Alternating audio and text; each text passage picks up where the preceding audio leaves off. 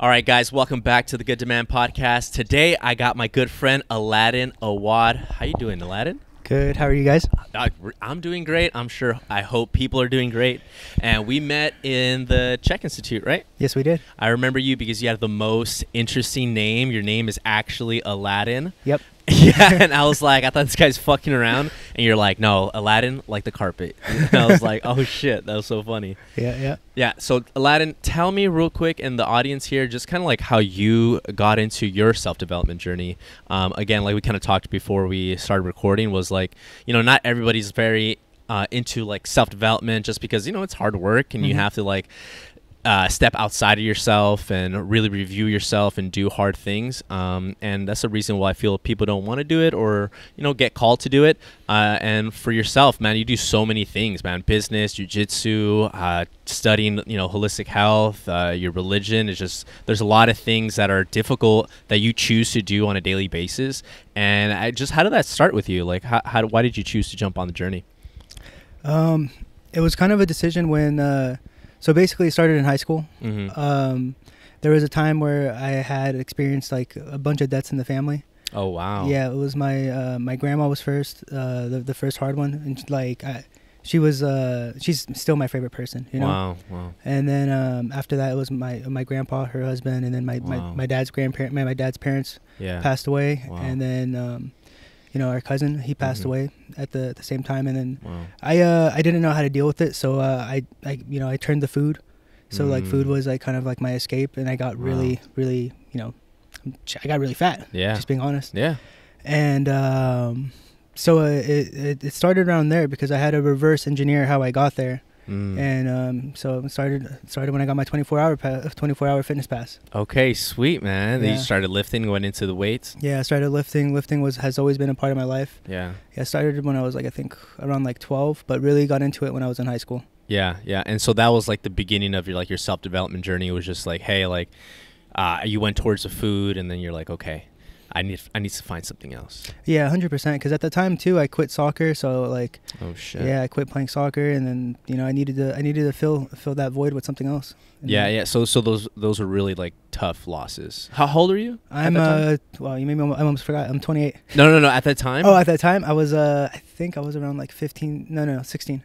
Yeah, that's pretty hard at those times. Yeah. So what did you learn through the weight room? Because, people start lifting weights or whatnot, and then they do quit. I'm sure you had like more motivation and to be in there because of the deaths. Mm-hmm. But what kept you going in there? What lessons did you learn in there, or how'd you go about that? It was basically like I've always had I guess like an ideal version of myself. Yeah. You know what I mean? I think like imagining who you want to become is really important. Yeah. So that was always like my ideal. Like I know I can become this person. And I'm still working on becoming that person. But back then it was like, I like seeing like pictures of Arnold, Frank Zane, Dorian Yates. Yeah. Dorian, you like Dorian physique? Yates, yeah. I like his physique. Really? That dude was, I was like, if I was going to get on the sauce, like I'd look like that guy. Dorian? Bro, that guy's too jacked. It's just like, raw. That's my personality. Yeah, I love that. Yeah. Let's talk a little bit about like religion, because I know you're Muslim, right? Yeah, I'm Muslim. I think you might be my only Muslim friend. I'm not 100% sure on that. Yeah. But, did you, because, at 15, were you, looking at God? Because, that could have been a route to look at. I know a lot of people when they first start to deal with a lot of deaths in their family or just, around them, they sometimes go closer to their religion. But I guess at that time you weren't very religious at that time? No, I went, honestly, the complete 180. I went through a period where I can never say I was like fully like atheist or whatever. Right, yeah. But definitely like I did have my challenges with God for a long time, and then by challenges you mean what? Like first it's like, is there a God? God, which there is. That's what I believe. Yeah. And then it went to like more of like being agnostic, but never really like, for me, Islam has always been something that was like right underneath my feet. You know what I mean? And I always like was like, no, I'm gonna look elsewhere. I'm gonna go down this way. And then finally it was like you have to submit. Yeah, it's submission really. And is a big thing in your family, or? It's we're all Muslim, but I can say personally for me, I'm not speaking for my family. I had the title of being Muslim, but not the practicing Muslim, right? Yeah. So to be Muslim, you actually have to practice it. You have to pray 5 times a day. Yeah. You know, there's the 5 pillars that we follow. And so I was the title, but I was not practicing, if that makes sense. Well, when did you start going back into it? I would say about 3 years ago. 3 years ago. Yeah. And then what was that choice to be like, hey, you know, what were you lost and were like, you know what, I'm just gonna go into my religion that you were given that religion, right? Yeah, I was given. And then you come back to it and be like, you know, I'm gonna devote myself and be a real. I don't want to say is that rude to say a real Muslim or be practicing. I would say practicing would be because because real is like, you know, like can go into like that space of like, well, there's like a hierarchy where like, you know, this person's all the way up here. He's a scholar, he's a mufti or whatever. Got it. Right. And then like, you know, the person that he might not pray 5 times a day, but you know, he gives in charity and he tries to do other things, right? So we're all at different levels of, I guess, religiosity. Is that the correct term? No clue. Neither do I know. I don't know either. Yeah. So yeah. So you went back out 3 years ago? Yeah, I would say about like 3 or 4 years ago. And what was that? What was that thing? What was it? You know, that pinnacle? Be like, you know what? Hey, I need to go back to practicing being a Muslim.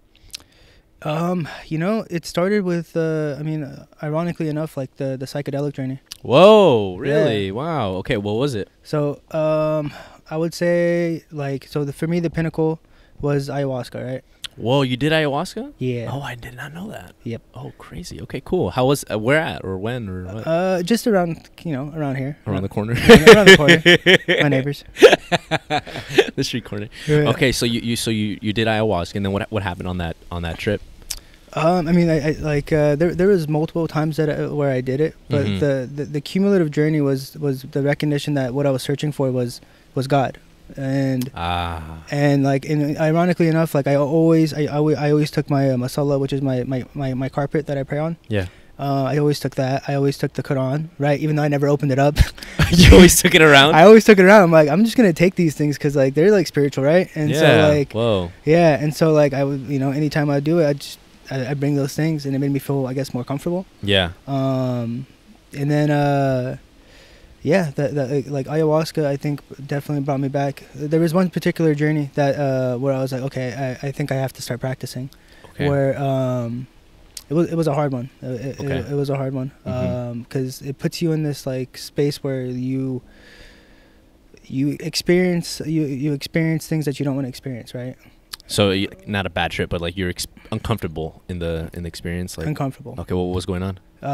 What you call it? I had to go through like, you know, like God forbid, like the process of losing, like, you know, like my father, right? Oh yeah. And so like the part of that is you have to, you know, you have to like pray, and there's a couple of things, and then and just like the whole time I was just like something was telling me like pray like a Muslim. Pray like a Muslim. Pray like a Muslim. I'm like, okay.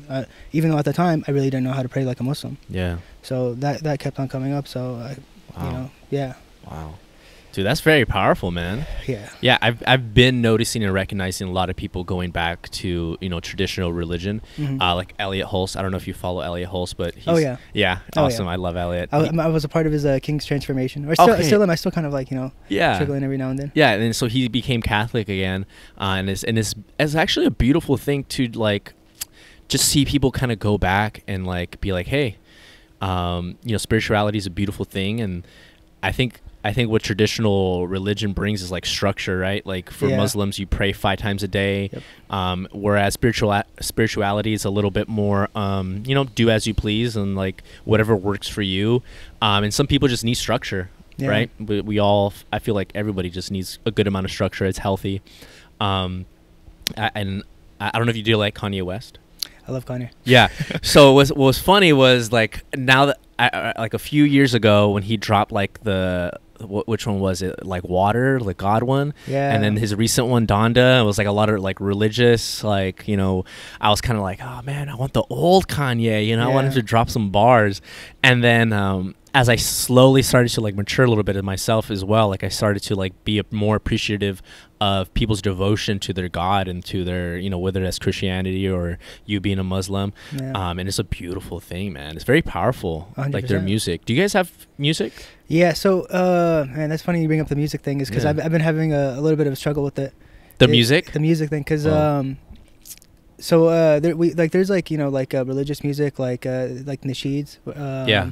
which I'm not too very familiar on, but I know that like if you want to go like super hardcore into Islam, like then it's like some music is not really permissible. Like a lot of music that Whoa, really? Yeah. Like, whoa, okay. Yeah. especially like the stuff you hear on the radio, rap, Yeah. anything that talks about drugs, Yeah. you know, like, you know, fornication, Yeah. stuff like that. Yeah. Like, because it's, to me, I see everything as like little seeds, right? Absolutely. Everything is a little seed, and Yeah. whether you realize it or not, that thing can start to grow on you. Then all of a sudden, you're like, Yeah. you get presented with a situation. You're like, well, I guess I'm gonna do this, Yeah. and it's because you got conditioned. Like, Yeah. you got conditioned into it. Yeah, that's something that like for sure maturing for myself has really showed me. Mhm. Was like I'd be like, oh, I'll listen to rap, I'll listen to all this, like, but I'm not gonna do that stuff. Yeah. Like, I'm just listening, and like until like literally maybe like within the last few months, maybe like 6 months, I'm like, yo, like this music.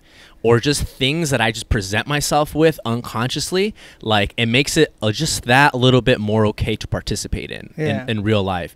And like I'm just like, damn, man, it's kind of tough because you're like, man, I love like to listen to like, you know, all this like you know, like gangster rap stuff. Oh yeah. And then but it's like I hate to be like the one to say like, because religion does this a lot where it's like, yo, it's bad to do that. Yeah. But it's kind of is bad. I mean, to each their own. Yeah. But like if you are trying to like help yourself, you know, limiting that little by little might help. But it does like subconsciously drop little seeds of like, hey, this is cool. Like it's presenting you with like, hey, this is a norm. Like, you know, bitches and hoes and smoking weed and doing lean and whatever Yep. is it's a normal thing. And then when you become presented with it, you know, you're like 1%, 2% more likely to, you know, engage with it and not 100%. dismiss it, right? Yeah. Oh man, I feel like that's something that religion is right. But I do feel like sometimes it was a little too strong. Like, no, don't listen to it. Yeah. So how do you go about that nowadays? I'm still trying to find my balance with it, to be honest. Like, cause Yeah. I still like instrumentals. I love house music. Okay. You know what I mean? Well, they don't say anything about drugs in there. They don't. They don't. But there's just there's some things where like Yeah. you can kind of feel like, all right, I can see this going a certain direction. A druggy vibe. Yeah, druggy Like, vibe. Yeah, like I started listening to, I'm like, I can go to a festival. I can go here. You know what I mean? Then when you go there, like someone's like, hey, you want to try this? You're like, well, I'm already at a festival. I'm already at a festival. You see, those are like the little steps, man. You know, Yeah. I'm struggling with that too, man. Not gonna lie. Yeah, in Islam they call that the west of the shaitan, which means like the Mhm. whisperings of like the devil, right? And yeah, so like a big part of like of us is for Muslims is staying on the straight path, right? Yeah. And the straight path is you know, like just doing what is permissible, have fun, eat good, you know, and you know, Yeah. like enjoy the things that like God provides for you. Yeah. But you know, just try to stay on the straight path. Yeah. Yeah, Yeah. Okay, I'm gonna throw you a hard one, man. of course. Okay, because this is a great topic, and I feel as if I could benefit from this a lot. Yeah. Like, cause sometimes when I think about like going on that straight path and then being like, you know, like I'm gonna only listen to clean music, I'm only gonna engage in activities that are, you know, like on that narrow path, right? Yeah. Like sometimes I feel boring, I feel like a square, I Yeah. feel just like it's kind of fucking lame. Yeah. You know what I mean? Like, how does one even like deal with that? You know? When you like anything that you give up for the sake of Allah or you know God, Yeah. you get replaced with something better, right? And for me, it's that sense of peace, Yeah. and not desiring really anything outside of myself. Like, don't get me wrong, I still have my desires. I still have my things that like I'm struggling with. Like Yeah. everybody on earth is struggling with something, and that's why I have like Yeah. compassion and empathy for everybody. You know? Oh. Yeah. Yeah. And so I think it's you start small. Start where you're at, right? The whole check model. Start Yeah. with where you're at. Yeah. You know, just do with something that's like that you feel comfortable with giving up. Like, okay, you want to start with, don't give up music. give up rap music, right? Give up, you know, give up a particular kind. The one that says I want to kill someone, I want to do this, I want to do that. Yeah. Start there, because that's the way you start cleaning your heart, is little by little. Little by little. Yeah. That's a beautiful thing. I feel like sometimes I'm a little too extreme, like all at once. Let's go. Best results the fastest. Me too, bro. Me too. Yeah. Yeah. Little by little, something I've been trying to like teach myself, be more consistent, small steps. Yeah. Sometimes you just want to go all out. Yeah. So real quick, I do want to ask, so did you listen to Donda, the Kanye West album? No, I haven't really been like keeping up with like any music, to be honest. Okay, so I want to ask you this, since you've been on the more religious journey for a while. Yeah. So I'm not Christian at all, but like there's songs where he's like very like emotional, like about God and stuff, that like tugged at my heart. Like like I wanted to actually ask you if like you felt that with other religious music, because like for me, I still believe that like, you know, God, or it comes through in different ways for everybody, right? Whether it's the Quran, whether it's the Bible, everyone's still seeking infinite truth, right? Whether which way it comes, and it was interesting for me to feel like my heartstrings being pulled to like Christian music, and I was just wondering if like, have you experienced that for yourself with other people's religion?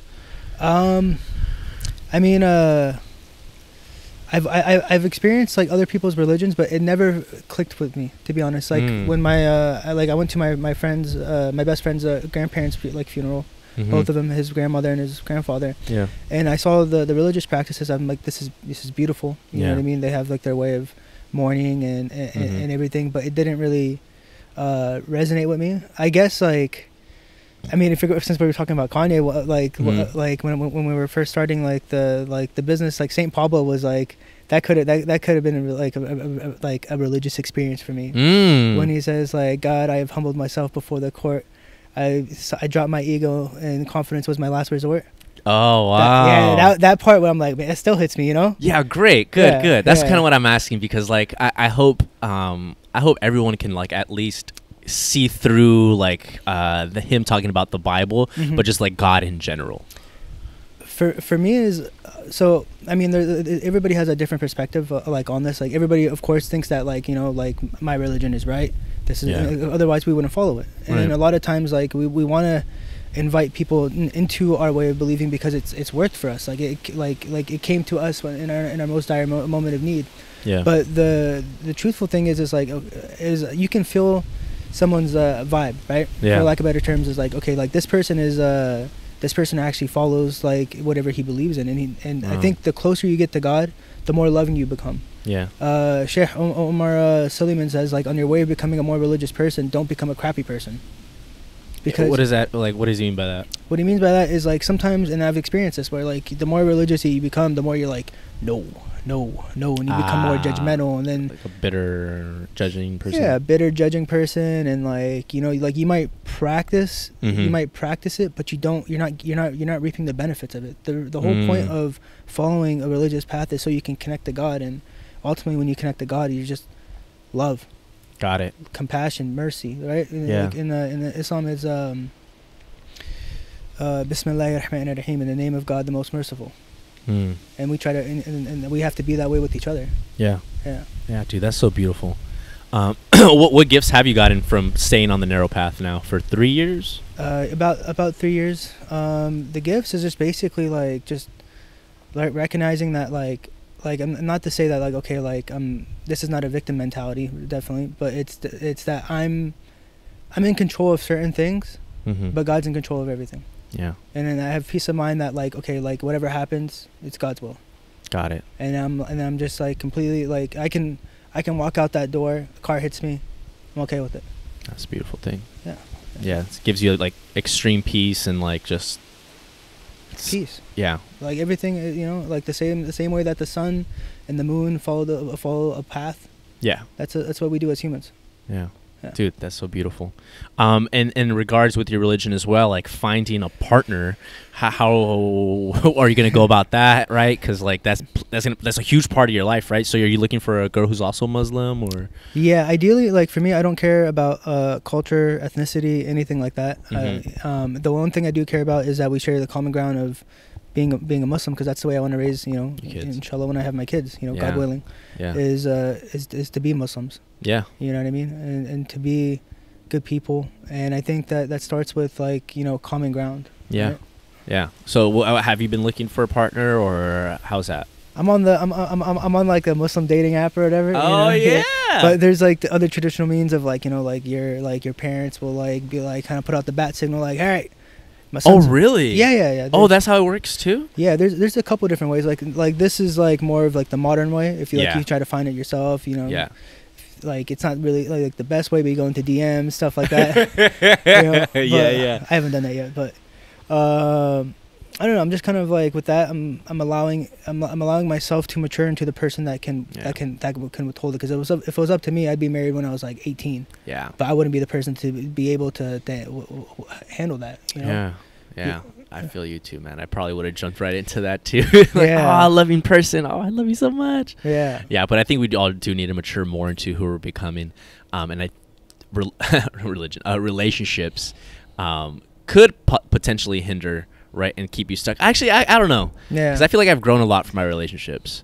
Yeah. How about yourself? I feel that too. I mean, I'm not really like that well versed, but Mhm. like relationships, I have had like a few brief stints, but like whenever I did, you know, Yeah. enter one and like exit one, it helped me tremendously, you know, develop like as a person. What do they teach you? Because each time I get out of a relationship, like, I'm a whole new person. Like, I like get my heart all torn up, and I'm like, Yeah. fuck, oh my goodness. And I'm like, what happened? And then you gotta like reverse engineer, like, oh, I see, I fucked up here and here. Like, oh, dang. Yeah. What have you learned through your own relationships? That you have to be like mentally, like you have to be ready in both places, like the head and the heart to hold space for somebody else. And like, because I think when you enter like a real, like, you know, partnership, Yeah. that's what it is like you got to stop caring about yourself a little bit, a little less, and caring about the other person a little more. Yeah. So there's that, and I think that there's like an internal strength thing that goes on where like you gotta hold, you have to help hold this person up, I think. Yeah. And they help you, but ultimately you guys have to like do your own thing, but at the same time build each other, right? Mm-hmm. So anytime that I've like entered or entered into like a relationship like that or whatever, it's like I've had to like kind of like face that kind of like thing where like, oh dude, it's not about you anymore. Yeah. Interesting. Did you feel like it was when you before you got in a relationship, you're more about yourself? Yeah, because you get the self-development thing is I see. is kind of like where you can, you know, everything has like a balance, like too much, too little. Self-development, you can go to like, okay, I love myself, I wanna build myself, and then it can get all the way into like, I'm just gonna be like do things that make me like a better person and not really care about like Other people. other people. Okay. Yeah. Yeah. Yeah. That's interesting. Yeah. Okay, let me ask. I got a few great questions for you. Of course. Want to make sure we're on the right track here. Let's talk about Jiu Jitsu, my man. You're a purple belt in Jiu Jitsu. Yeah. Tell me about that, man, because that's a whole self development journey in of itself. Like, some people, like, their whole journey is just Jiu Jitsu. You know, you learn a lot on those mats, man, about life, about, you know, yourself. What have you learned through Jiu Jitsu? Because you've been doing it for about how many years? 5 years. 5 years. Okay. Yeah, I started when I was 23. 23. Cool. And the jiu-jitsu journey for me has, I mean, it's been a long one. I mean, Yeah. like there's been a lot that's happened in 5 years. It helped me, you know, it helped me lose weight. It helped me shape my character. Yeah. What made you jump into it? The fear of not being able to defend myself. Yeah. Yeah. A lot of what inspired me to do the things that I do is fear. Say that one more time. All the things that I do, like I was inspired by the fear of it. Whoa. Yeah. That's powerful. Yeah. Yeah, actually, like, I'm scared of doing this. Hey, go for it, man. Let's go. Let's face that fear. Yeah. That's powerful, man. That's good. Yeah. So you started 5 years ago. How has that been? What have you learned? I've learned that I've learned how to control my emotions better, and that you kind of like, you have to like stay in that pocket, like the same way that you do like ice baths. Like you have to go into like that center of like, all right, like I know that this dude is beating me up, you know what I mean, and I gotta stay centered, or you know what I mean. I'm not freak out, not be spazzy. Yeah. Let me remember the moves. All right, you know, knee to elbow. I gotta shrimp out. You know what I mean. Yeah. All right, explode. Yeah. And then Yeah, and it teaches you a lot about yourself, because I think ultimately like jiu-jitsu is like a mirror. Yeah. You know what I mean? When you're right up here, like, and like you're physically well too, you just operate better. Right. So mental strength, and then also like, hey, my body's in shape too. Yeah. Let's go. And then also it breaks you down. It breaks you down. Like I've broken many times. You know, just in practice. Whoa. Yeah. Whoa. Like just both ways, mentally and physically. Mentally, physically, kind of just like emotionally. Like I'm like I can't like you know what I mean. But then you just like you have to like push through. Yeah. One thing I wish I was like, I mean, I was committed, but there's like a different level of commitment, I think. You know what I mean? Yeah. And that's like the all-in mentality. Yeah. Yeah. Dude, I love that. I love, because I did jiu-jitsu for like about 8 months. Yeah. And like I loved the aspect of jiu-jitsu where like kind of have you said like you're mentally broken and you're like physically just exhausted. Yeah. And then my favorite part was to be like just come at me. Like, just go. Just attack me right now. Let's go. Like, I want to push even through this. Yeah. And it's like, well, you choke me out, whatever. But, like, I love to, like, push myself where, you know, you're all sweaty. And you're like, fucking choke me, dude. Fucking, like, or, like, get my arm. Like just whatever. Like, put me out of my misery, sort of. But I'm going to keep going. Like, yeah. I'm not going to give up. I'm not going to give up. And that's what it teaches you. It teaches you not to give up. Like, I mean, the beautiful thing about, like, I guess, like, anything, like, any path is, like what you put into it is it's gonna give it back to you, and then like the direction you want to take into it, the direction you want to take with it, it'll also give you that back. For me, it's always been like character development. Yeah. And so like you learn that there's multiple layers of yourself, right? And like I always notice that the first couple layers are kind of like your I don't want to cuss, but like your inner bitch, you know what I mean? Yeah. Like those layers, and then like the deeper you go, you find out like, oh no, I'm stronger than that. Yeah. You know what I mean? And there's a transformation that happens. I've seen so many kids walking through that door, and like after like just a couple months, just different person. Wow. Just different person. That's awesome. You know what I mean? Like I'm like, wow, this is powerful. Yeah. And I think that's what we have to do for each other. Like if we have more people who are just like confident in themselves, they don't feel like they have to like be better than anybody else. I mean, that's the whole kind of like competition thing, but like competition ultimately like makes you better person, you know what I mean? But if we just use these tools to help each other grow, I think the world would be a much better place. Yeah. It's like character development. Yeah, it's a big thing. I feel like that's why I love doing these podcasts, just to show people, you know, people's experiences with character development, because it's such an important thing for our future. Yeah, like people need to have the ability to think for themselves, to be courageous, to not give up, to like develop those virtues and attributes of like, you know, a strong, solid human being. Yeah, 100%. And I think you have to surround yourself with people who are better than you. Like, you know what I mean? Yeah. Like in whatever you want to do, like, you know, if you're doing business, like be friends with somebody that's making more money than you, or running a more successful business, or if you're getting into jiu-jitsu, like surround yourself with the people with people who are using that to get better, right? Yeah. Like, because like you learn things from just being around them. You know what I mean? Like I can say, for instance, like my jiu-jitsu coaches, right? Every one of them has taught me something. You know, I've seen I've seen like different styles of teaching. I've seen different like styles of people, or like different personality types. And you know, like each one of them, like you see like, oh, that's why they're great at what they do. And, you know, and when you're around people like who just inspire you, like you study them, and you're just like, wow, like the reason why he is where he's at is because he does those things. Like he's a hard worker. Hardworking is probably the most important thing. Yeah. And then 2 is like the skills they learn along the way, and how they had to like teach themselves. Yeah. Yeah, I think it's very powerful. Like they didn't even have to tell you, like, hey, this is how I do things. This is me working hard. It's just like the way they kind of carry themselves. You can kind of like really pick up like, oh, he must think this way if he does these sort of things like in a calm way. He does this consistently. Yeah. And just being around them, just like that, like osmosis almost just kind of transfers over to you, like that knowledge. Yeah. I think that's why it's super important to have like a strong father as well in the house. Like, oh yeah, you can model that. And yeah, I'm grateful that I've had a lot of like strong like male figures in my life. You know what I mean? From my dad, you know, who's in the house, and then my uncles, right? My That's awesome. yeah, my uncle, my like hard worker, you know, Yeah. just gets up every day, just you know, does what he has to does Fuck, what he yeah. has to do, like for his family, you know what I mean? Yeah. And my cousins, you It's know, powerful. like they built a tremendous business, Yeah.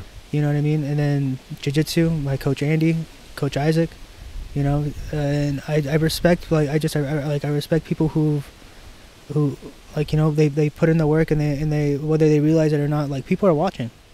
And Mm. I think Wow. that's something that we all have to like kind of like realize, is that like when we make ourselves better, it's not just for us, it's for everybody that's around us. We affect our environment. Yeah. Like if you and I decided to, you know what I mean, like just either go like super bad, the people we hang out with, they're gonna either be dragged with us or they're gonna ditch us. Yeah. But the more that we like raise our own levels, we can carry the people that we love with us. Yeah. Be the example. Yeah. Damn, that's so powerful, bro.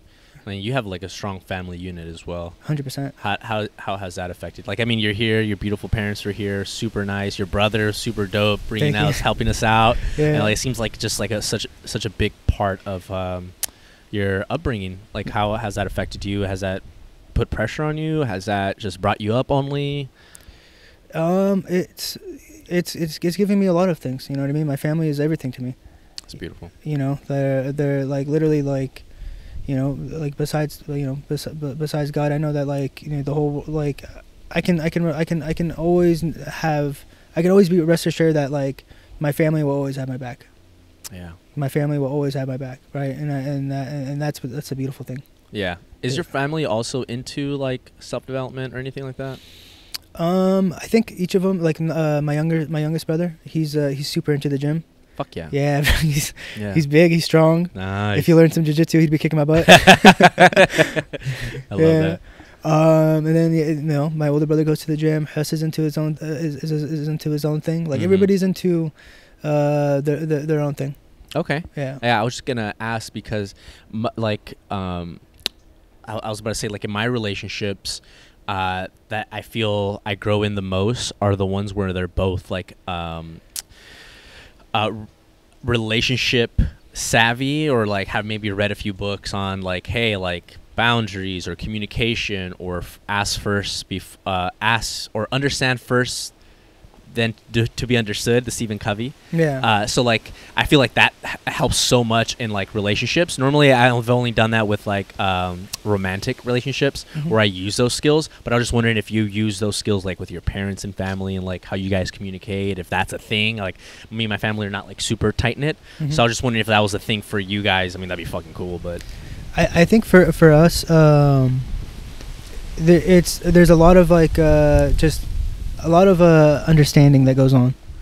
okay. There we go. Is trying to like, you know, just like understand the person, be there for them, and then just like, I don't know, just like understanding like what each person's like needs are. We all try to like, you know, like take care of each other in like some sort of way. Yeah. If I was gonna put like a book recommendation for everybody, is the five love languages. 5 love languages. Yeah, that one's good. That one, because everybody perceives love differently, and so yeah. like a lot of times, like when we're trying to communicate with one another, we want to give people what we want, and it's Right. more of like we should see what they want rather than Yeah. what we want. Yeah. Yeah, so like some people like you know, like physical gifts. Some people like acts of service, like, you know, like Yeah. you know, like helping around the house, Right. you know, stuff like that, or like, you know, like going and like, you know, picking up doing some errands for them, and then yeah, there's different forms of love, but the major thing that I think I learned through my family is just patience. Patience. Like how? What do you mean by that? Like breathing, like, oh, maybe it upsets you a little bit, rubs you, and you're like, okay. Yeah, because I mean, like, your family is the one. They know where all the buttons are at. Yeah. When you go, Sometimes they created the buttons. they created the buttons Yeah. and they push them. Yeah. Yeah. Yeah. Yeah. Yeah. That's something that I've kind of had to learn too, because I've, you know, brothers, and sometimes they can be kind of knuckleheads and like disrupt the household. I remember that was one of my biggest challenges growing up, was like my little brothers just being like crazy loud, screaming, being disrespectful, and I was the older one, and I just fucking wanted peace for once. Yeah. And I'd lose my shit, and Yeah. I'd just be upset. But like I wouldn't really do that with anybody else. It was just like with family members. And then it also took me like that patience to be like kind of to like disconnect a little bit from like what's going on and the stuff they're creating, and just be like, okay, man, I gotta find my inner peace. And then just like, hey guys, let's try to like not do this. Like, how could I really make this problem be resolved, whether, you know, they're arguing or whatever? Because me being all hot-headed, it just makes it even worse. 100%. Makes the household even more chaotic than it, you know, than it should have been. Yeah, just wanted to say about that. How many brothers do you have, or how many siblings do you have? I have 4. Wow. I have 4. Yeah. So, which is interesting because like a lot of my character development, I realized yesterday, actually, I did a podcast yesterday, Yeah. which I was on the receiving end, which was cool. Usually I'm on the giving end. Yeah. But a lot of my character kind of was shaped by my parents were like boyfriend and girlfriend. Yeah. And then they had me, but they never like established a family. Okay. So for me growing up, I always felt or perceived that, I mean, I always kind of did feel like I was a little floater, Yeah. right? Because my mom remarried and she had 2 kids with her, you know, that guy. Yeah. And then my dad also remarried, had 2 kids with his wife. Yeah. So I always was kind of like this floater of like, oh man, I don't have like a nuclear family. Yeah. So that really shaped my character a lot. So I lived with my mom, so mostly the brothers I talk about are the ones on my mom's end. Yeah. Just because, like, you know, I lived with my mom, I went to school, you know, on that end of town and whatnot. Mhm. But yeah, 4 brothers. That's cool. Yeah. Yeah. It's a challenge. It's such a challenge. You're the oldest? I'm the fucking oldest, man. How old are they? Oh man, the closest one to my age is 20. Then my other brothers are 16, 15, and I think the youngest might just been 14. Yeah. So do you see yourself as a leader, huh? Bro, you know, I don't know if I want to go into this, but it's just kind of like a shit show, just because, again, like, they have their own separate things, and I'm still a floater in the middle. For a long time, I felt a lot of resentment because, Yeah. like, you know, I always felt like, you know, like the parents or the adults should have created more safety and security for a child. Yeah. Like, hey, like, you know, maybe we're not together, but we're going to make this a little easier on you. And it was never made easier for me. It was just like, hey, figure it out. Like, you want to come hang out with us? You want to go? Like, I always felt like the parent-child relationship was on my shoulders. And I was like, dude, like, what the fuck? Like, I have to be the one to be like, hey, okay, I'll go with you guys over here for Christmas. Or like, oh, I'm driving over here. And I'm like, you know, going back and forth, trying to be this person that's nurturing both relationships. Yeah. And I think around when I graduated high school, I stopped. I was like, you know, fuck this. Like, Yeah. I'm not going to nurture either one. If you guys want to talk to me, you guys talk to me. But, like, it's too much for me to handle. Like, I got, you know, I went through a breakup. I'm going to college. I'm, like, trying to put myself, you know, ahead. I'm, like, you know, trying to do sports. I'm, like, you know, like, this is too much for me to handle. I can't be the parent in both of these families and, like, nurture both of these relationships. And I quit. I was like, you know, fuck this. You know, I moved to Santa Cruz. I was like, I'm going to go up north where, like, no one could drive up and visit me. Like, you know, I'm fucking gone. Like, if you guys want to talk to me, you fucking call me, because the phone goes both ways. You see, I'm all passionate. I'm all like, yeah, no, I got you. And that's the way it is with every relationship. Mhm. Is that it has to be a two-way street. Otherwise, like, you know what I mean? If you keep on like throwing out the like I mean, I don't know the good analogy for this, but if you keep on, I guess, like, you know, extending the olive branch, and then, you know what I mean? It's like, you know, like, you're gonna have to pull yourself up with it, like, yeah. you know. So I get that. I think that's like you know, probably a lesson that you had to learn to remind yourself, like, you know, like, I'm only gonna, like, I think you put in what they give back. Yeah. And that's it. Yeah, you know. Yeah, and then I guess for me, if we're gonna talk about myself a little bit here, it was more about, like, I always felt like it was an adult's responsibility to put in. Yeah. Right? Because my dad he always gets upset that, like, I don't call him. He's like, hey, like, call me. Like, hey, I want to know how you're doing. Call me. Yeah. And I'm like, well, you never call me. Yeah. You know, and I feel like usually it's like the parent, you know, like, hey, like, son, how you doing? Hey, kids, how you doing? Hey, where are the kids at? Let me, like, make sure they're good. And then I feel like maybe in his relationships with my grandparents, it wasn't the best either. So he wants like that nurturing love, and I feel like he wants that from me now. And a part of me, like my ego, is for sure just like, nah, fuck that shit, bro. You know, it's an interesting situation. The weirdest thing that happens is like when you get older is that the roles are reversed. You're like in a way like you're like you become the parent, and then like your parents are become the children, and so you try to start to, you know, like give them what like the stuff that you learned. You know what I mean? And I think our generation is more in tune into our like emotional side, and like understanding of like what our needs are. And then like where like your parents, I mean, like, dude, like my mom had like us when she was like 20. Yeah, me too. You know what I mean? And then like my dad, like, you know, young too. Yeah. And it's like they don't like the way I see it is like they didn't have time to go into like the self-development stuff like that that we are. Like they just went straight into like, okay, work more. They were the work mode. They were like the builders who built the platform for us to be able to work on this side of ourselves. And then now it's our job to give it back to them. And then when we have our own kids, we give them the best of both worlds. Like, you know, like, here, work hard, but also take time in nature and go explore, you know, all those weird feelings that you're having. Yeah. You know? Yeah. Journal. That's a beautiful way to look at it. Yeah. Yeah. 'Cause, like, for sure, it's a beautiful way. I think for me, family has always been like a touchy relationship. Yeah. Just because, again, like I felt kind of like a floater. Well, we're family now, so. Aw, thank you so much, man. Look at you. I love you. I love you too, bro. Let me see. I got another awesome questions for you. You did talk a little bit about psychedelics. Yeah. Ayahuasca, is that the only like impactful?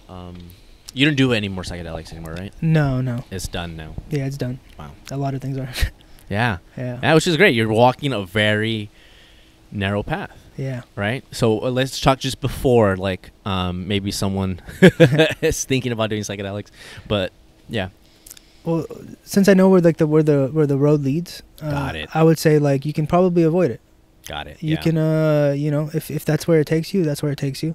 Yeah. But I would recommend like definitely like exploring because I think a majority of people you know, I'm speaking from my own experience, but I think we like it's the God void. And what happens with when someone has a God void is they try to fill it with anything, right? And so like you try to fill it with like maybe like material things, money, women, and it can even be like psychedelics where you get addicted to like these like kind of like transcendental experiences, and it's like it's like this is the only way that I can connect, and it's like and like people try to escape the physical body, but you were put into this body for a reason. You are a soul. You are an internal. You are an eternal soul that, like, you know, is gonna eventually shed this skin.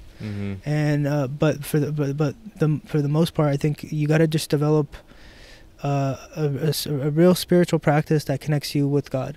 And I think traditional religion offers that. I'm not too well versed with Eastern religions.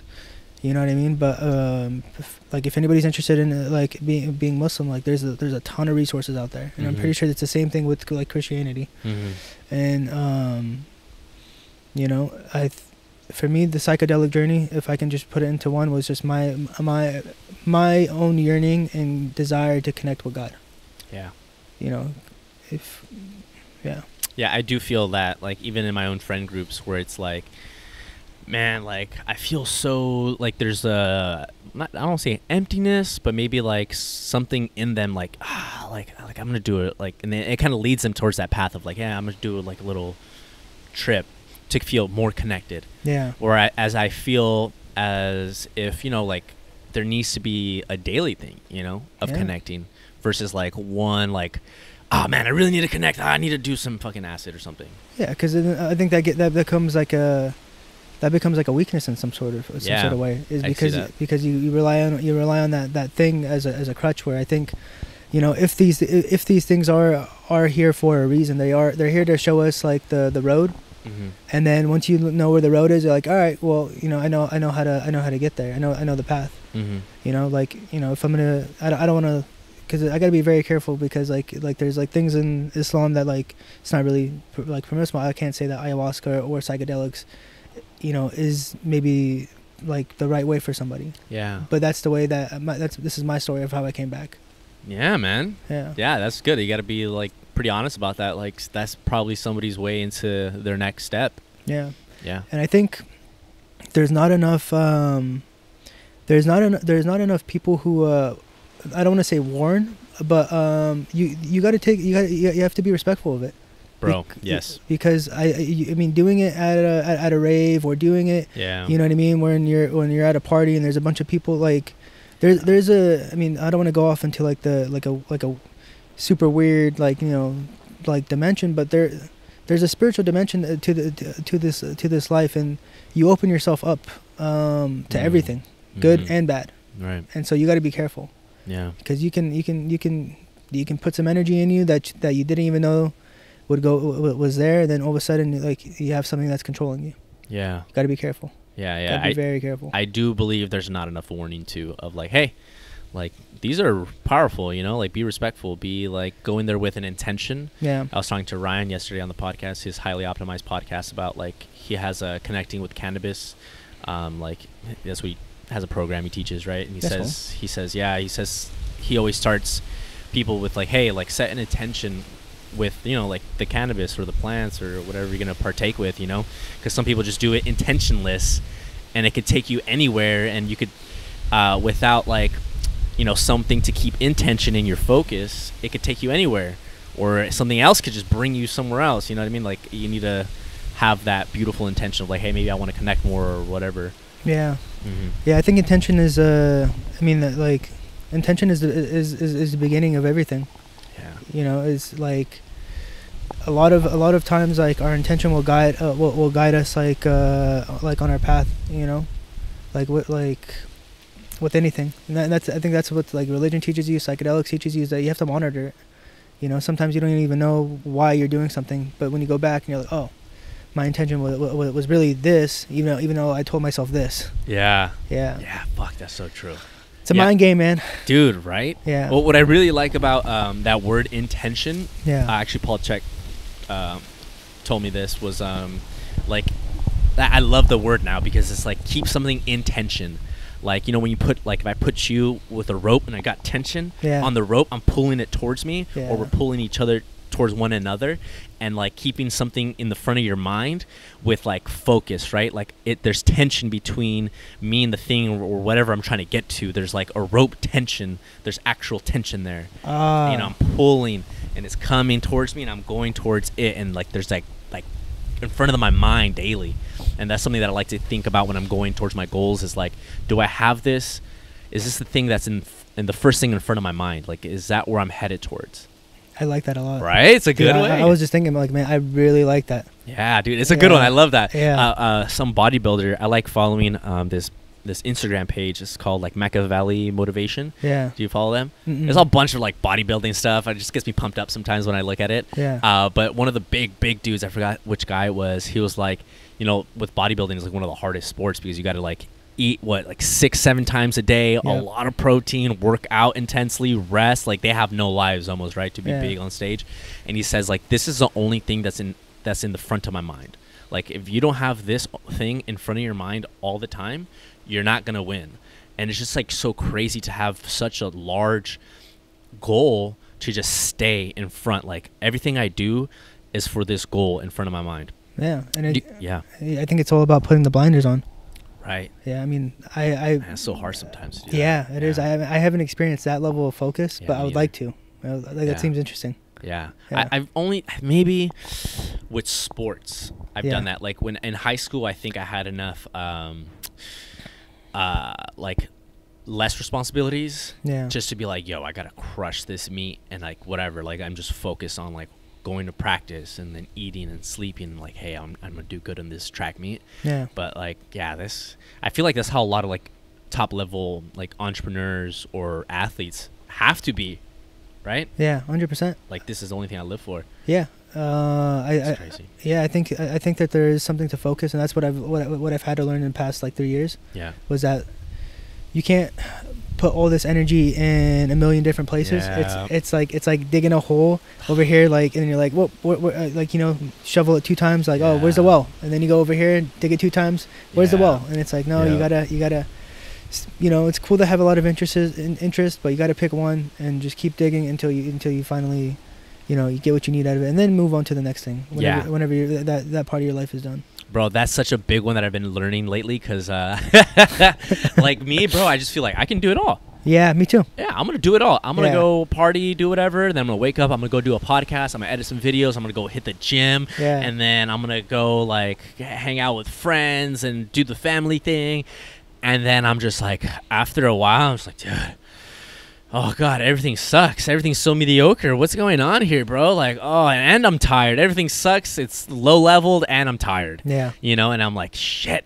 And another thing that I've been more recently than not, like also developing in my character has been like reps. Yeah. Like, you know, you could be the most whatever person, but the person who puts in the most reps.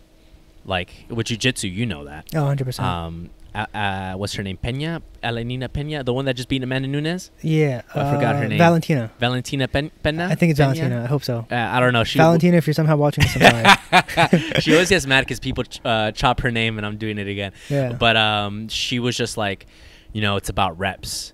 And like just like hearing people at such a top, she just beat Amanda Nunes, right? Fucking, I thought Amanda Nunes was gonna be a lock. I lost money on that. Yeah. Shouldn't be gambling like that. Anyways, but you know, her just saying that, bro, just like resonated, like ding, just like if God just hit a bell, and she just said, you know, it's about putting those reps in on the mat. Yeah. And she's like, you can be in any condition, you could have the most talent, you could be like at the most sophisticated gym or in the most dirty of underground basements, but the person who puts in those reps, who is actually putting that time, is the one that's going to advance more. And it's not because sometimes I believe like the most good person is going to win at the end.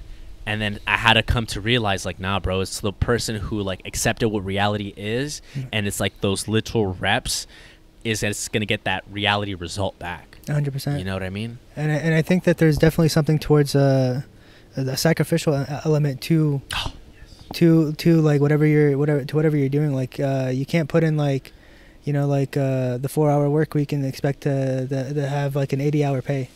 Damn. You know what I mean? Damn it. Sometimes you know, this is one thing that I'm like learning, and I'm like right now coming to developing through right now. Yeah. Is like sometimes, bro, like you always hear like, let's optimize. Like, I bet if I optimize super hard, I can work like so little and be a millionaire, right? Like, I feel like that's kind of like everyone's, maybe just mine right now, I'm just projecting, is like the goal, right? Like, I think it's our generations, to be honest, man, because it's the way that we're conditioned, is that like, you know, like is like there's a lot of you know, entitlement. You know what I mean? And I'm saying, I'm speaking for myself, that I have, this is something that I had to deal with, was like, you know, I'm feeling like I'm entitled to certain things, and like, I have to remind myself, like, you're not entitled to anything. The only thing you're entitled to is, you know, what you're putting your energy and effort to. It's like, I would see people who become successful. I'm like, why isn't that me? And I'm like, well, because they're working harder than you. Yeah. You know, like you see like, you know, a certain person like change careers, and like they're going, and then they're blossoming into a different thing. I'm like, man, you know, why can't I be like that? It's like, well, it's because they faced those fears, and they jumped in, you know. And it's like that was the biggest recognition, was like, dude, one, you got to pick one. You got to pick something. Yeah. You can't just keep on hopping around and like, you know, like having all these like you know, like visualizations, or like I would call them illusions now. Yeah. You know, because it's an illusion when you're not putting in the work. Yeah. You know. Fuck. Yeah, it's just hitting me all so hard right now. Dude, no, this is stuff that I've had to deal with like the past like 3-4 years. Was like I thought I could be like an entrepreneur, you know, like jiu-jitsu guy, you know, at some point a DJ. I mean, like, you know, like all these like different things, and it's like I think all those things are possible, but you have to nurture them. It's like, you know, these plants that are around us, like, you know, they had to get water or something. I don't know how to grow plants. Just kidding. Well, that's funny, because like I feel like, you know, I don't know if other people are struggling with this as well, but it's like doing actual minuteness, boring ass, because we want to live an exciting, awesome life, right? Where it's like fun, or just like, but like you have to do like these fucking small, little, minute tasks. And sometimes it's hard for me, like, even though like I know these things, or like I know people that are successful and whatnot, like it's even hard for me to be like, okay, Miguel, you need to sit down here and go through a podcast and lower all the high-pitched times we like came out of the audio for the next 2 hours. You have to fix the podcast audio, and I'm just like, bro, I don't want to do this. And Yeah. it's like, just like, oh, but like, that's what you got to do. Yeah. You know, and I feel like maybe other people like try to like go around it, as do I. Yeah, me too. And too. that's something that I'm like learning to be like, hey man, you got to sit your ass down, tell everybody to go home and get out of your focus, because you need to sit down here and lower peaks and valleys of a podcast audio. Yeah. You know what I mean? And like, hopefully, I'm just like, hey, this is the work that you need to do. Yeah. You know, the little things.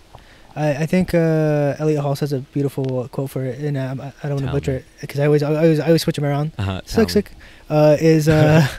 Is carry water, chop wood. Carry water, chop wood. Carry water, chop wood. And like, it's like just doing the small monotonous things daily. Yeah. And I think that and it's like that with anything, because like we see like, you know, like athletes, actors, and like if we see like all the stuff that they do, but we don't see the work that goes into it. And I guarantee you, like Kobe Bryant or whoever it is just, you know, I heard like a most recent story of like Cristiano Ronaldo, who like he gets to practice an hour before. And you know, he does his own like little workout, and then he practices with everybody else, and then after practice he has his own thing where there's like I think like 6 soccer fields or however many there are, and he's just going back and forth practicing one move, practicing Wow. just, you know, one thing. And I think like every master at their craft probably developed that ability to do it. You know, one thing I've been struggling with that mentality has been like, yo, like, I don't know if I want to live my life like that. That's another thing, is we have to be honest with ourselves. Yeah. Because it takes a different level of dedication and obsession. Right. And I've noticed that there's like a certain personality type with like with our Trek friends, right? Is that we're all interested into different things at once. You know what I mean? Kind of like my favorite model is the Leonardo da Vinci model, is like where he's like a Renaissance man, where the Renaissance man is never going to be an expert at one thing, but he like you learn like a whole bunch of like different skills, and like you become like your own thing. And I think we have to be that for a certain reason. I haven't like really realized why we're that, but like, you know. Yeah. No, dude, 100. That's actually one of the biggest steps in my self-development, was that idea. Especially when I was growing up, there wasn't a lot of role models. I mean, I didn't have internet until like 2011. Like I was way off on computer stuff, so I didn't have a lot of like internet role models like how I do now, or I did back as I was older. But one of the big things was that, bro. Like when I first heard like a Renaissance man, I was like, what is that? You know? I did a AP Euro. So we studied a lot of like the Renaissance, and I was like, yo, I mean, I got a Leonardo da Vinci tattoo on me because of that. Like, you know, that is so cool. Yeah, you know what I mean? Just because I fell in love with the idea of being well versed in everything. That's so funny. Right. I have a Leonardo da Vinci thing, and sorry for cutting you off. No, you're good, a little Leonardo da Vinci like painting thing in my room. Yeah. So, but like that's what kind of got me into like, hey man, I'm gonna do like a bunch of awesome things, and that's probably the ideology that got me to the point where I'm at, where like I'm gonna do all these things, and I'm gonna be successful in all of these, like Leonardo da Vinci or whatever. And now I'm starting to realize, like through like different mentors, it's like, nah, bro, it's like, if you want to be great, you're gonna have to choose something and then do like that little boring repetitions. You know, take those free throw shots, work on your left foot in soccer or whatever, you know. What is that thing for you? What is that thing? Bro, I'm still trying to find it. Like with the podcast, I love doing this. I love for a while it was the check stuff. Like, bro, I was like, you know, Muscles, Testing and Function. Like read through that whole book every day. I would just read through it, like really visualize every single muscle and like the attachments and like their contractions and their striations and That's so cool. Right. So like that was and I loved that. I was like, yo, like I felt competitive in that. It was a good little like, yeah, man. Every time I go to work, when I do like boot camps and stuff, like, you know, when you teach boot camp versus personal training, it's the attention gets scattered. So you can't be like 100% with one person. But every day I would challenge myself, like trying to see different joint movements. Like, oh, this person probably has back pain just because of the angle of their squat. And I'd go up to them and like, do you have lower back pain? And they'd be like, yes. And I'm like, fuck yeah. And I'd be like, just like soaking up as much as I could at that time. I kind of been backing off of that. Just because I love doing like podcasts, I love like the events, and I love building a brand, and it's just like so much fun. And I'm just still in the era of like, I don't know exactly what that is for me. Because I'm still in that mindset of like that renaissance, like maybe I can be like this awesome healer and have a sick ass podcast and brand and, you know, whatever. So I'm still on that journey right now. Yeah, and I think it's everything will come together.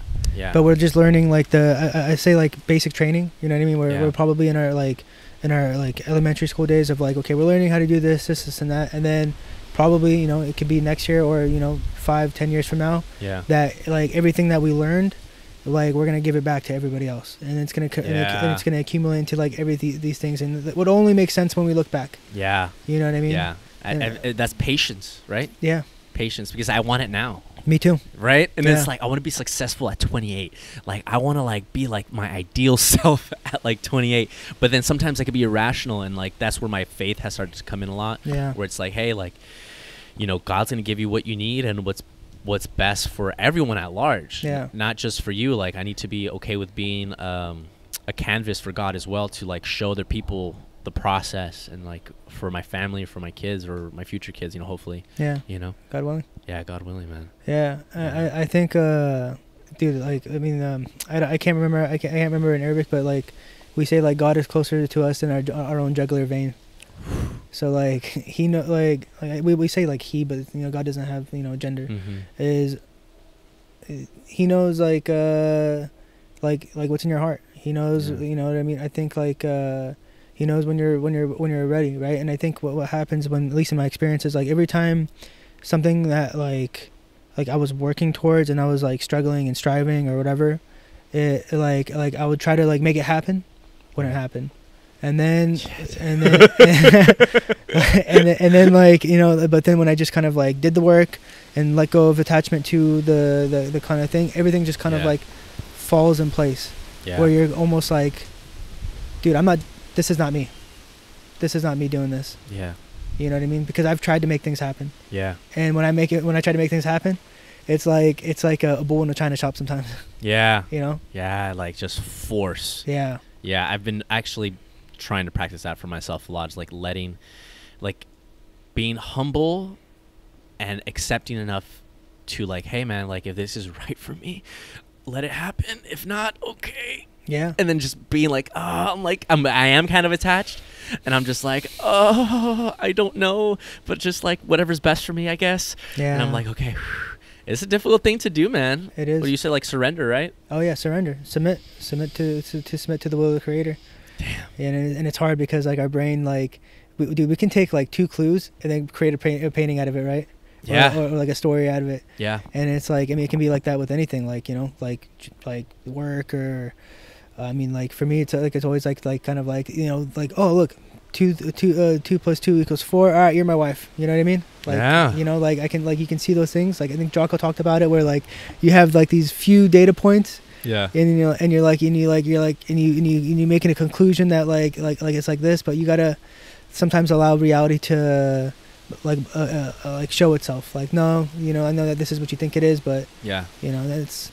A lot of times things happen in our best interest. We just have to learn how to see that perspective, I guess. Yeah, what's funny about that, like, you know, having 2 points and making a straight line towards some type of destination is actually, I should probably double check this, but I heard it's an attribute of people with higher IQs. To like, and I feel like I've had that where like I can recognize a pattern pretty quick. Yeah. And then like, okay, I see the pattern. And I can quickly be like, okay, this is probably how it works. Yeah. Right? Me too. Yeah. Yeah. But it could also be a hindrance. Yep. Because you're quick to jump to like, okay, this is probably how it works. This is reality. Yeah. And you can kind of attach yourself to it too fast. Yep. Right? So you kind of have to be like quick enough to grasp something, be patient enough to let reality also reveal itself through more experience. Yeah. I think that we're just learning. I mean, we're learning patience, and we're learning how to like work with ourselves, I guess. Yeah. You know. Yeah. Yeah. Let's. I want to finish off by talking about your business. Of course. And well, like what have you learned through there? If you want to let the people know like your business and what you're doing. Sure. So I run a vape company with my brothers. You know, is it my passion? Gonna be truthful. It's not. But I recognize what it is, its role in my life. I've always had this like kind of like want to be like an entrepreneur, CEO type, and it kind of just like fell in my lap. And you know, ironically enough, like when we were leaving, because we've always been in a family business, like we ran the mattress and furniture store when my dad had it, and then when that started to kind of like, you know, like go down and like my dad sold it, we were kind of like in this like place of like, all right, what's the next move, you know? Yeah. And some dude that never came into the store before like came in, he saw the vapes on our desk, and he's like, you know, that saved my life. I'm like, well, what are you talking about? And he's like, I smoked 3 packs a day, and I had like 2 open heart surgeries, and you know, if it wasn't for this, then like I probably wouldn't be here. Right. And so that kind of like was like clicked in my head. I'm like, okay, there's some potential in it. Yeah. You know, do people use it for that reason? Probably not. Mm-hmm. You know, I think some people do, some people don't. It's like one of those things that you gotta. It's like their own journey. But what it's taught me is like the sales aspect is that sales brings out all your insecurities. Yeah. It brings out all your insecurities. Yeah. And like, you know, like when you get rejected or, you know, someone says no, you take it personally. Yeah. Some people are rude to you, you take it personally. Yeah. You know, going into like someone else's office building and everybody's just staring at you like, you know, what is this guy doing here? Yeah. And then you know, it's just it's a lot of vulnerability. Yeah. But I think you know, everybody should, maybe not everybody, but I think like sales is good for personal development too. Yeah, 100%. Yeah. Yeah, a lot of people in sales are extremely into personal development. Yeah, because you have to be better than who you are. You also have to recognize like, you know, like, okay, like they're not just gonna buy from you just to buy from you. You know, you mean, like I think that's one part, they, you know, that they like you, but a lot of the times they have to see the benefit in it. And like the major thing is this: does this make me money? Does this improve my life?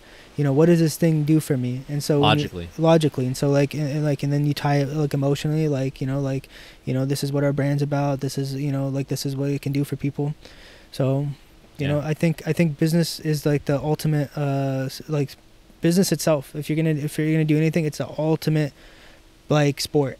It's 24/7. It's like, you know what I mean, there's always something that you can be better at, and it's constantly testing your patience, constantly testing like your ability to handle stress, and like because like something is always going wrong, you know. Something's going wrong in production, something's going wrong in shipping, something's going wrong with like, you know, like a customer placing an order and then changing their mind, and it's like man, there's just so many moving parts, and I just love the fact that I don't think I'll ever be like good at it.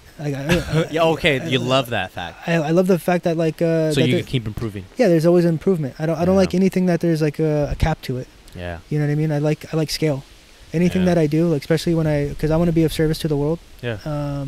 You know, I want to do it in scale, where it's like, you know, I can see like, okay, like, all right, like we entered California, cool. We mastered this market. Let's move to another market. Yeah. Let's go here. Let's go there. And it's just a never-ending kind of like progression. Yeah. You know, and like it's like climbing a mountain. Like you climb one mountain, you're like, all right, I climbed the mountain, and then sometimes you get a little like sad because you're like, oh, this is it. And then you're like, okay, I'm gonna climb the next one. And then you realize that it's just it's the journey that you fall in love with. You know what I mean? Yeah, man. Yeah. That's so beautiful. Okay, we're gonna end it right there. Thank you so much, Aladin, bro. Thank you. Dude, you have a lot of wisdom, especially when it comes to like religion and just like the journey that you've been on, bro. There's a lot of different avenues that you've been through.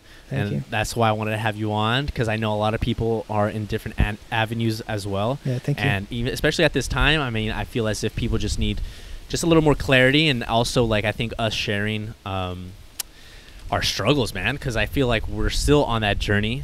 We're not. Oh yeah. We're fucking probably. We're never gonna be finished. Whenever. So I think it helps a lot of people to be like, yeah, you know what? He's struggling with this still. Yeah. And it's kind of like a little weight lift off our shoulders, or their shoulders, or everyone's shoulders, because we always feel like, man, I need to get this shit down. Yeah. You know, I feel that sometimes where it's like, man, I'm still struggling with this. Yeah. And it's cool to see other people like. Also, I don't want to say it's cool to see other people struggle, but also it makes. You know, make you feel human, makes other people feel human, and be honest, you know, being honest about like where you're at. Yeah. So I feel like this is a good way to help others as well. The name of your vape company, and then maybe where people could find you if they want to know more about you. Maybe just follow your fucking journey, and maybe DM you and be like, Aladin, man, I want to be a Muslim, and I fucking am so confused and about whatever. Like I need help. Yeah. Or can people maybe ask you if you want to lend out a hand that way? Sure. Our vape company is Minuteman Vape, and then I have my Instagram. Pretty much that's where I'm only at is it's Aladin 2 underscores Awad, And yeah, and if anybody has any questions on anything, I'll try to be the best of like service that I can be. And if I can't give you the answer, then I'll find somebody who will. That's beautiful, man. Thank you so much, man. Yeah. Thank you for being on, Thank bro. you. Appreciate it. Thank you. Thank you for having me. Yeah, of course, bro. All right, guys. We'll catch you on another podcast. Thank you guys so much for listening. Peace out. Peace. Peace.